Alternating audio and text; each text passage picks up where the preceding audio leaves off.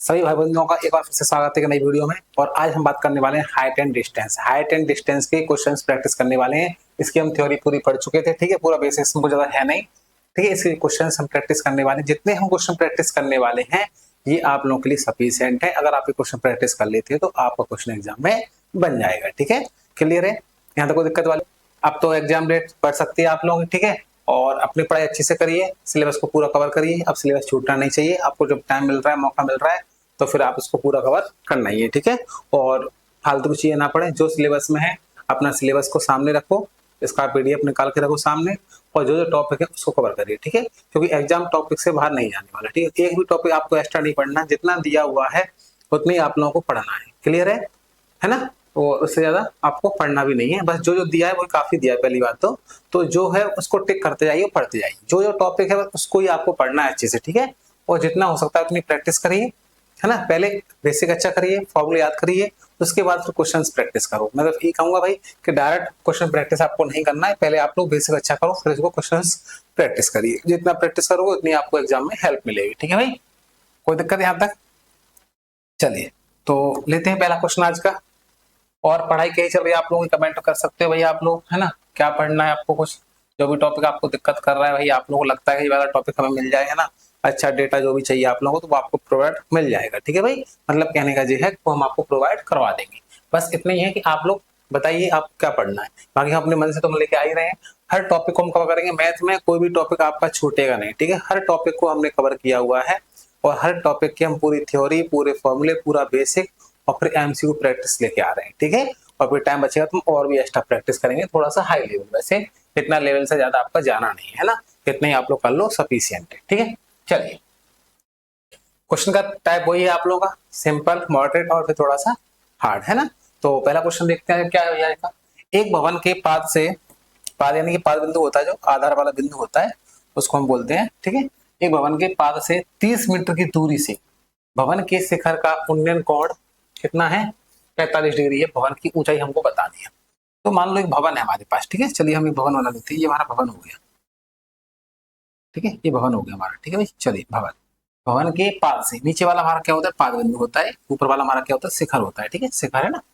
पाद से 30 मीटर की दूरी पर, चलो हम 30 मीटर दूर पहुंच गए यहाँ पर, 30 मीटर की दूरी पर, ठीक है भाई। भवन के पास से 30 मीटर की दूरी पर भवन के शिखर, शिखर भाई ऊपर होता है। ऐसे मान लो ये हमारा ए भी एक भवन है ना। तो इसका ये पाद बिंदु होगा, ये हमारा क्या शिखर हो गया। शिखर से उन्नयन कोण कितना है? 45। उन्नयन कोण तो आप सब जानते हो भाई। उन्नयन कोण कहाँ बनता है? नीचे बनता है यहाँ पर। तो ये हमारा उन्नयन कोण कितना दिया है? 45 डिग्री, ठीक है। यहाँ पर हम इसको नाम चाहे तो सी दे सकते हैं ना। चलिए यहाँ कितना बनेगा? 90 डिग्री। क्लियर है, यहाँ तक कोई दिक्कत? ये हमारा भवन हो गया। अब भवन की ऊंचाई हमको निकालनी, तो हमने ऊंचाई इसकी h मान ली। चलो हमने क्या मान ली? तो ये भवन है वो हमारा h मीटर ऊंचा है। इसकी ऊंचाई कितनी है? h। कोई दिक्कत? अब निकालना क्या ऊंचाई, तो वही लगा दो। अब इसमें आपको ज्यादा नहीं, टेन, कॉट और साइन, ज्यादा इससे ज्यादा कुछ यूज होगा नहीं। तो टेन थीटा आप लगा दो। टेन थीटा, टेन क्या होता है भाई? सबको पता है, लंब बटे आधार होता है, ठीक है। हम तो रोज एबीसी में लगा रहे हैं, समकोण बन रहा है भाई, तो हम क्या रोज एबीसी में क्या लगा रहे हैं? Tan theta. टेन थीटा हमारा क्या होता है? लंब बटे आधार। लंब यहाँ पर कौन हो गया? A B. तो लंब हो गया यहाँ पर ए बी, और आधार कौन हो गया आपका यहाँ पर? ए सी। आधार कौन सा हो गया? ए सी। क्योंकि यहाँ पर कौन ले रहे हैं, यहाँ कौन लेते हैं वो क्या होता है? आधार होता है। ऊपर वाला लंब हो गया, 90 के सामने वाला क्या होता है? कर्ण होता है, ठीक है। अब टेन 45 कितना दिया है? 45 दिया है कोण का मान। और ए बी कितना मान लिया हमने? एच। और ए सी कितना दिया है? 30। टेन 45 की वैल्यू कितनी होती है? इसके लिए आपको टेबल याद होना चाहिए, ठीक है। कोण वाली जो टेबल है वो याद होना चाहिए। तो ये हो गया h अपॉन 30। 13 गुणा कर दोगे 30 एकम 30, तो h का मान आ गया 30 मीटर। कितना आ गया? 30 मीटर भाई, ठीक है। तो h का मान 30 मीटर, यानी वन कितना ऊंचा है? 30 मीटर है, ठीक है भाई। कोई दिक्कत? चलिए अगला क्वेश्चन देख लें, पढ़िए। एक ऊर्ध्वाधर खंभे की परछाई खंभे की ऊंचाई के बराबर है। देखो यहाँ पर एक ऊर्ध्वाधर खंभा है, उसकी परछाई यहाँ पर पड़ गई भाई, ठीक है। परछाई तो ये बराबर है, मतलब ऊंचाई अगर h है तो परछाई भी कितनी है? h होगी। ऐसा वो बोल रहे हैं कि भाई ऊंचाई है, खंभा है यहाँ पर, मान लो ये खंभा है, ठीक है। और यहाँ की जो ऊंचाई है वही क्या है? इसकी परछाई। मतलब ऊंचाई परछाई जब सेम हो, अब यहाँ पर खंभे वाली बात नहीं, खंभे की जगह कुछ भी हो भाई, आप लोग सुन लो अच्छे से। खंभे की जगह खंभा हो, भवन हो, मीनार हो, कुछ भी हो, ठीक है, आदमी हो, कुछ भी हो, अगर उसकी ऊंचाई उसकी परछाई के बराबर होती है तो कोण हमारा कितना आता है, हमेशा 45 डिग्री आता है। याद कर लो, बिल्कुल दिमाग में बैठा दो। कितना आता है, 45 डिग्री। कितना आता है, 45। अगर √3 गुना आता है तो 30 डिग्री आता है। ठीक है, कितना आता है, 30 डिग्री आता है। और हम करेंगे अभी, चलिए। कितना आता है, 30 आता है। अगर ऊंचाई की जो परछाई है वो ऊंचाई की √3 गुनी हो, परछाई जो है ऊंचाई की √3 गुनी हो तो 30 डिग्री आता है। बराबर हो परछाई ऊंचाई तो कितना आता है, 45। क्यों आता है वो समझ लेते हैं। यहाँ पर हमने कोण थीटा मान लिया। कितना मान लिया भाई, थीटा। ठीक है, हमको नहीं पता। यहाँ पर हमने 90 डिग्री तो हो गया। अब लगा दो भाई टेन थीटा। टेन थीटा क्या होता है भाई, सबको पता है, लंब बटे आधार। लंब बटे आधार यानी कि परपेंडिकुलर अपॉन बेस। अब लंबाई भी h, लंब भी h है और आधार भी क्या है भाई, h है। दोनों कट गए, कितना आ गया, 1। और बताओ टेन में 1 वैल्यू किसकी होती है, सबको पता है टेन 45 की होती है भाई। होती है कि नहीं होती। और टेन से टेन हट जाएगा तो कितना आ गया, 45 डिग्री आ गया। समझ गए, इसलिए हमेशा 45 आता है। जब दोनों सेम होगा, कुछ भी हो, 70 है 70 है, सेम होगा तो फिर कितना आएगा, 45 डिग्री आएगा। ठीक है, इसका आंसर हमारा कितना जाएगा, 45 डिग्री।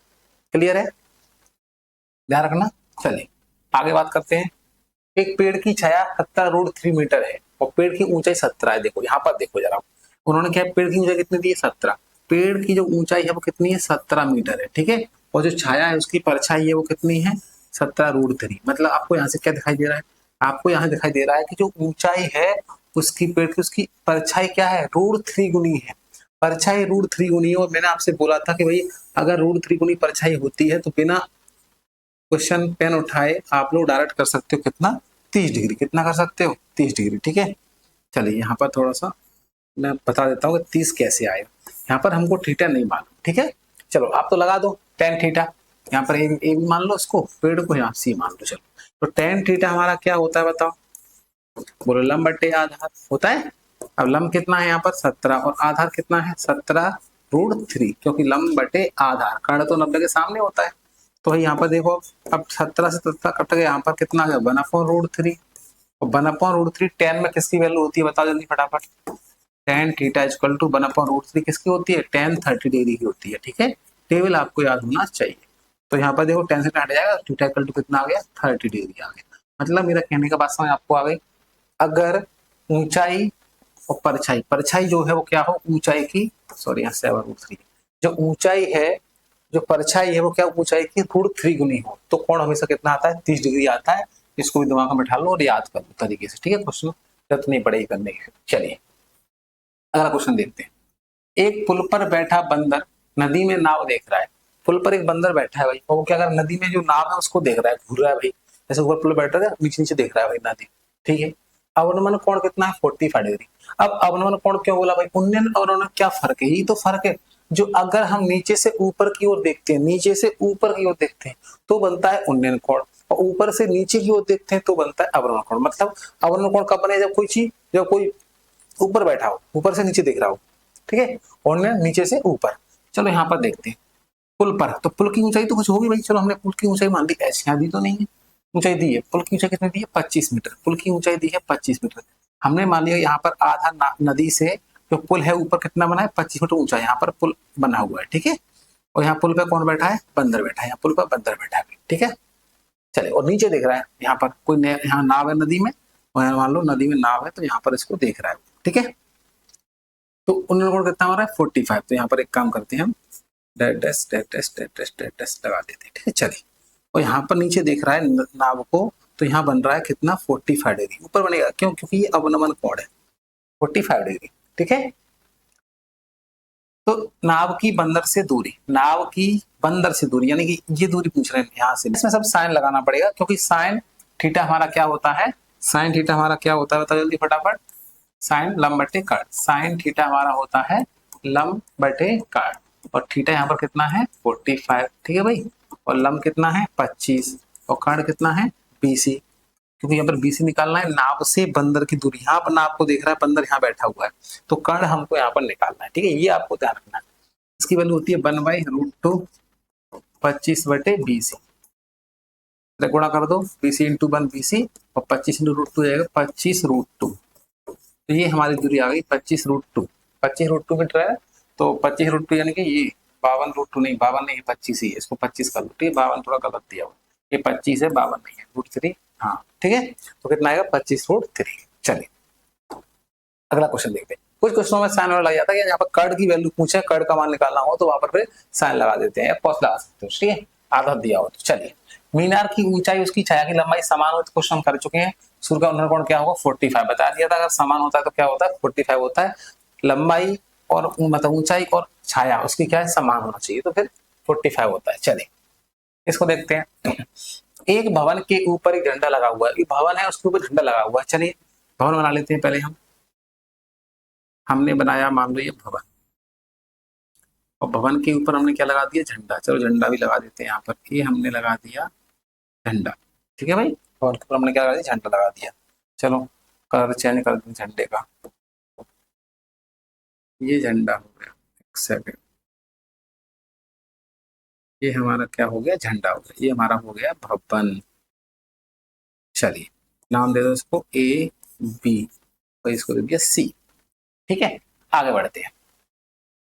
भवन के आधार से 20 मीटर की दूरी पर, भवन के आधार से 20 मीटर दूर पहुंच गए हम। चलो भाई दूरी पर भवन और झंडे के शिखर, भवन का शिखर और झंडा, पहले कौन बोला भवन, पहले भवन का शिखर, भवन का शिखर तो ये वाला रहा। लो भाई भवन का शिखर ये रहा, फिर झंडे का शिखर, झंडा तो ये है, इसका शिखर मतलब कौन सा होता है ऊपर वाला, शिखर मतलब ऊपर वाला, झंडे का शिखर ही हो गया। उन्नयन कोण कितने 45 और 60 वाला, ये 45 है और ये बड़ा वाला ये वाला कितना है 60 है।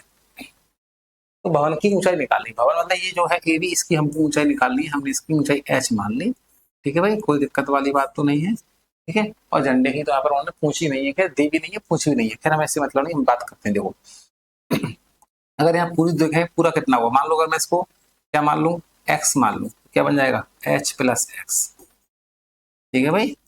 पूरा मतलब झंडा और भवन मैंने h + x मान लिया। अब लगा दो पहले त्रिभुज एबीसी में लगा दो, त्रिभुज एबीसी में क्या लगा दो tan थीटा, एबीसी में हम क्या लगा रहे हैं tan थीटा। tan क्या होता है बताओ जल्दी फटाफट, लंब बटे आधार, लंब बटे आधार, लंब कितना है यहाँ पर h, आधार कितना है यहाँ पर 20 और tan कितना है 45, पहला वाला कोण कितना है 45,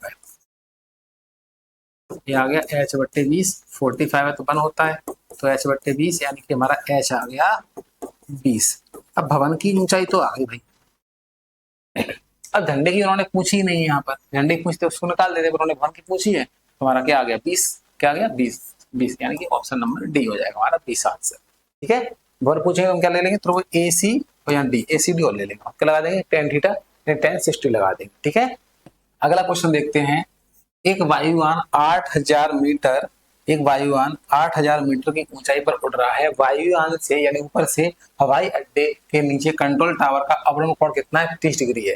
तो वायुयान और कंट्रोल टावर के बीच की दूरी हमको निकालनी है, ठीक है। चलिए तो यहाँ पर देखते हैं, काम करते हैं। ये बन गया हमारा क्या, वायुयान उड़ रहा है, सीधी लाइन खींचो, टेढ़ी लाइन जा रही है।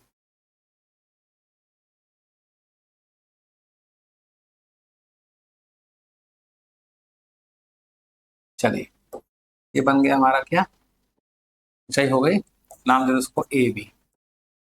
अब यहाँ से कंट्रोल टावर यहाँ पर है, मान लो यहाँ से अवनमन कोण, अवनमन कोण यानी ऊपर से देखने पर कितना बन रहा है, ये बन रहा है हमारा कितना 30 डिग्री। अब ये 30 है तो ये भी कितना होगा 30 हो जाएगा भाई, ठीक है। इसको हमने क्या दिया है, ये हमको दिया हुआ है 8000, कितना दिया है 8000 मीटर, ठीक है भाई, कोई दिक्कत। और ये हमको निकालना है, इसको हमने x मान लिया, ठीक है। लगा दो भाई, tan थीटा क्या होता है लंब बटे आधार। अब tan थीटा कितना है 30 डिग्री, लंब कितना है 8000, आधार कितना मान लिया हमने x, तो यहाँ पर आ गया 1/√3 और 8000 बटे x, तेरा गुणा करोगे तो x बराबर आ गया 8000 और √3, √3 यहाँ पर दिया नहीं आंसर, तो एक काम करते हैं 8000 और गुणा √3 कितना होता है 1.732 से गुणा करो और देखो क्या आंसर आ रहा है। 3.0 से हट जाएंगे तो 8 दूनी 16, 8 की 1, 8 × 3 = 24, 25 × 2 = 56, 57, 58, 8 × 5 की 5, 8 × 5 13, 13,856 आना चाहिए, 13,856, ठीक है भाई, क्लियर है। एक पहाड़ी की चोटी से एक भवन जिसकी ऊंचाई 16 मीटर है के शिखर और आधार के अवनमन कोण 30 डिग्री और 60 डिग्री है, पहाड़ की ऊंचाई हमको ज्ञात करनी है, ठीक है। तो पहले हम डायग्राम बना लेते हैं इसका और फिर इसको समझते हैं। वो कह रहे हैं एक पहाड़ की चोटी है, तो पहले पहाड़ की चोटी बना देते हैं। चलो भाई ये बन गई हमारी पहाड़, है ना, और इसको नाम दे दिया मान लो हमने ए बी। और एक भवन भी है भाई 16 मीटर, तो हमने भवन मान लिया आपको, ठीक है। लाइन थोड़ा सीधी करो, टेढ़ी हो रही। चलिए ये हमारा एक भवन भी हो गया। चलो इसको नाम हमने सीढ़ी दे दिया, इसको यहाँ पर मिला दो और इसको भी यहाँ पर मिला दो। चलो अब हम चर्चा करते हैं आगे। भवन ऊंचाई 16 मीटर के शिखर और आधार, मतलब पहाड़ की चोटी से भवन के शिखर, शिखर ये भवन का और शिखर आधार ये है, आधार के अवनमन कोण कितने हैं 30 डिग्री, एक तो 30 है और ये कितना है 60 डिग्री है, ये वो आपसे कह रहे हैं। तो पहाड़ की ऊंचाई निकालनी है, पहाड़ पूरा है। एक काम करते हैं यहाँ पर हम इसको ई नाम दे रहे हैं, पहाड़ पूरा है तो अगर ये 16 है, भवन 16 मीटर है तो ये भी 16 मीटर होना चाहिए भाई, ठीक है। कितना यहाँ से यहाँ तक, और इसको हमने चलो एच मान लिया। तो पूरी पहाड़ी कितनी हुई, पूरी पहाड़ी तो भाई कितनी हुई 16 प्लस एच हुई ना, पूरी कितनी हुई 16 प्लस एच। इसको हम चलो एक्स मान लेते हैं, ये एक्स है तो ये भी हमारा क्या होगा एक्स हो जाएगा। इतना क्लियर है, यहाँ तक आपको डायग्राम बनाना चाहिए। डायग्राम बन गया तो क्वेश्चन पर कुछ है नहीं। अब त्रिभुज एबीसी में लगा, त्रिभुज एबीसी में लगा दो, एबीसी में क्या लगा दो टेन थीटा लगा दो। टेन थीटा कितना है 60 डिग्री और लंब बटे आधा, लंब पूरा है, पूरा कितना है 16 प्लस एच, 16 प्लस एच, आधा कितना है एक्स, ठीक है। और टेन 60 कितना होता है √3 और 16 प्लस एच बटे एक्स, यहाँ से तेरे गुणा करोगे तो यहाँ पर आ गया √3x = 16 प्लस एच। इसको आप चाहो तो क्वेश्चन नंबर फर्स्ट दे दो, ठीक है भाई। अब और बात करते हैं, अब इसमें लगा दो छोटे वाले में। तो त्रिभुज बी ई और डी में, बी डी में लगाओगे टेन थीटा तो क्या आ गया टेन 30 डिग्री यहाँ पर, और लंब कितना है एच, लंब बटे आधार, आधार कितना है एक्स। टेन 30 होता है 1/√3 एच बटे एक्स, यहाँ पर √3 है, ठीक है।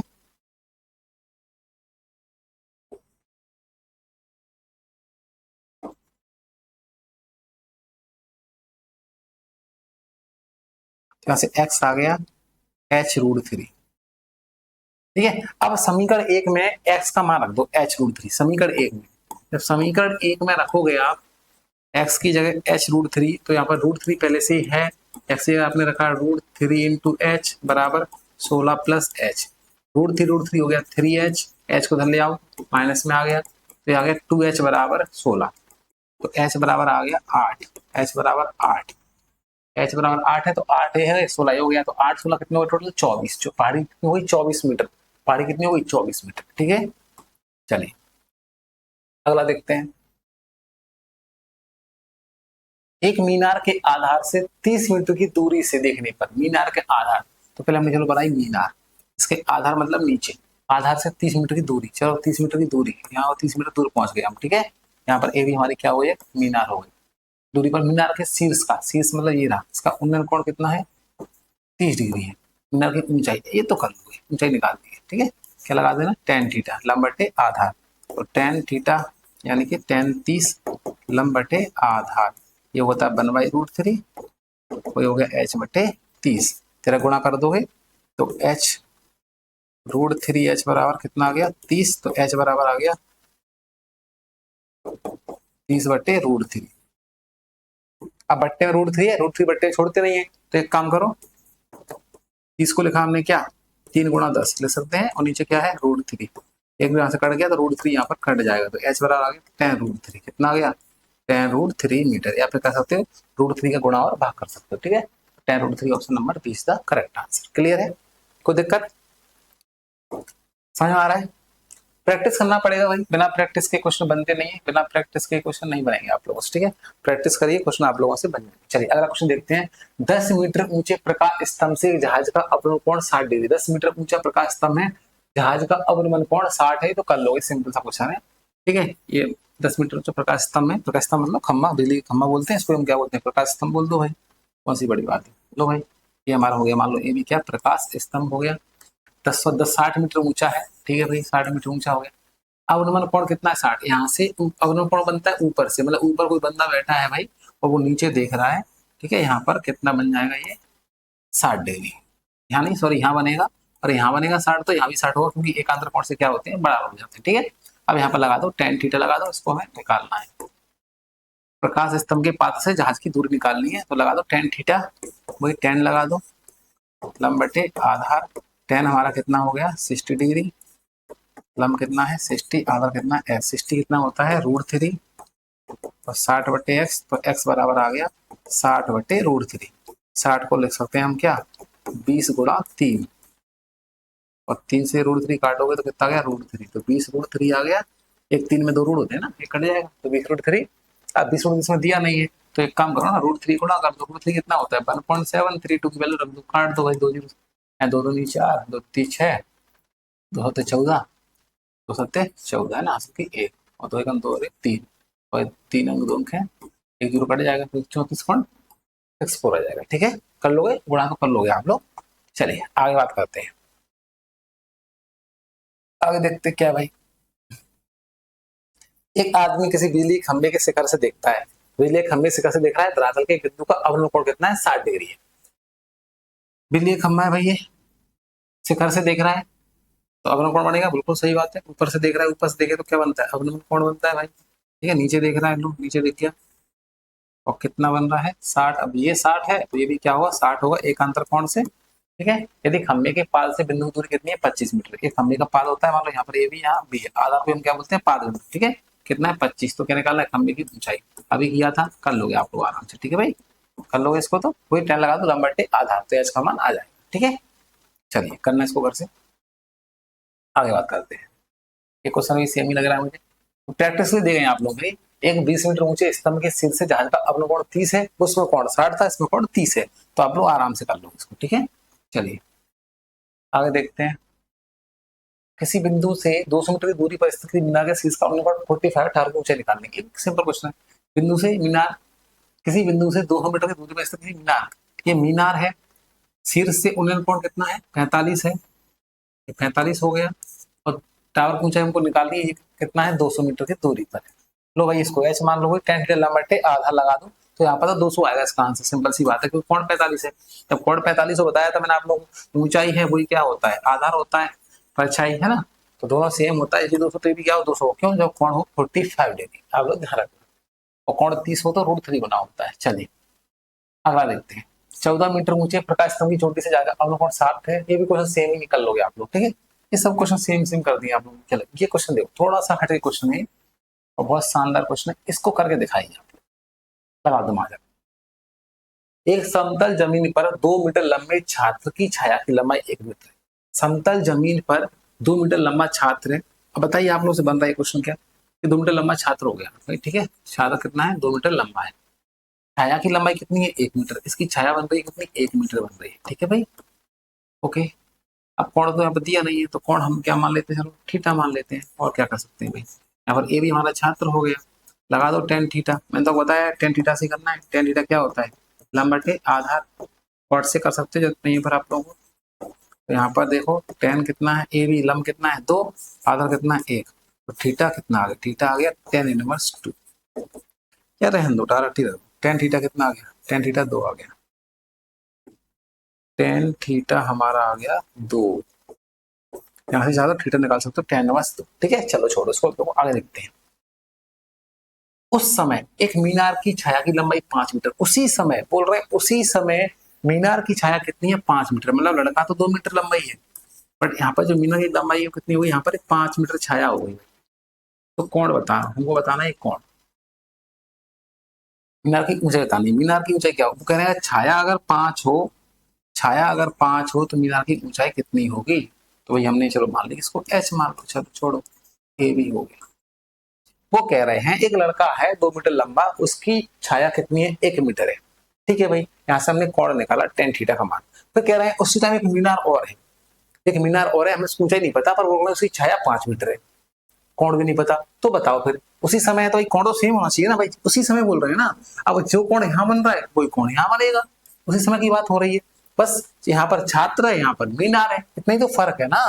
तो ठीक है, एक काम करते हैं ना, लगा दो tan थीटा आप तो वापस, क्या होता है लंबटे आधार, थीटा हमको एच, आधार हमारा 5, tan थीटा की वैल्यू हम निकाल चुके हैं पहले कितना, तो एच का मान कितना आ गया 5 दूनी 10, मतलब मीनार पक्का कितनी होगी 10 होगी, कितनी होगी 10। अब क्यों हुई दिमाग लगा लो, जब लड़का 2 मीटर है और उसकी छाया कितनी है आधी है, 2 की आधी कितनी होती है 1, तो भाई यहाँ पर परछाई 5 हो रही है, छाया मतलब पक्का मीनार कितनी होगी 10 होगी, डबल होगी, परछाई का डबल है ना, क्या बोल लो, आधा है। ये आधा है, ऊंचाई का आधा है, ऐसा कोण बन रहा है उस टाइम पे, उसी टाइम पे कि लड़का 2 मीटर है तो परछाई 1 मीटर है। तो भाई यहाँ पर परछाई 5 है, मतलब लड़का कितना हो, यहाँ पर मीना कितनी, मीना 10 हो गई, मीना 10 हो गई। ऐसे ही कर सकते थे आप लोग, ठीक है। तो वैसे भी कर सकते हो, चाहे ऐसे भी कर सकते हो, ठीक है। तो ये क्वेश्चन बहुत अच्छा था। वीडियो कैसी लगी है बताना आप लोग, अच्छी लगी है कमेंट करना, ठीक है। और हो सकता है आपको थोड़ी हेल्प मिलेगी इससे, क्वेश्चन प्रैक्टिस करो आप लोग जितना हो सकता है, तो पेपर पक्का निकलेगा। सबके लिए ऑल द बेस्ट, मिलते हैं क्लास में, धन्यवाद।